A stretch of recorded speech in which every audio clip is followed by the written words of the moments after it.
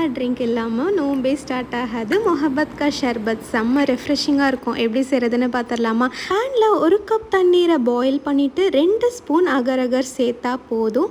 நல்லா இது கரைஞ்சி வந்தவொடனே 3 ஸ்பூன் சர்க்கரை சேர்த்துருக்கேன். உங்கள் ஸ்வீட்னஸ்க்கு ஏற்ற மாதிரி அட்ஜஸ்ட் பண்ணிக்கோங்க. இப்போ ஒரு மிக்ஸ் கொடுத்துட்டு ஒரே ஒரு ட்ராப் ரோஸ் எசன்ஸ் சேர்த்துக்கலாம். இப்போ இந்த அகர் அகர் மிக்சரை ஒரு பவுலில் ட்ரான்ஸ்ஃபர் பண்ணிவிட்டு இதை நல்லா ஆற விட்டுட்டு ரெஃப்ரிஜரேட் பண்ணிடலாம் ஒரு 4 to 5 ஹார்ஸ்க்கு. அவ்வளோதான், நம்ம rose essence agar agar jelly தயார். இப்போ ஒரு பவுலில் ஃபைனாக சாப் பண்ண watermelon pieces seed remove பண்ணிடணும்.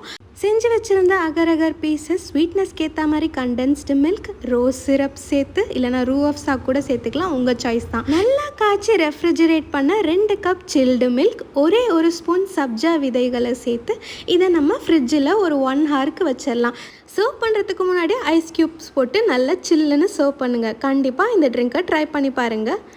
இந்த மாதிரி ரெசிபிஸ்க்கு என்ன ஃபாலோ பண்ணுங்கள்.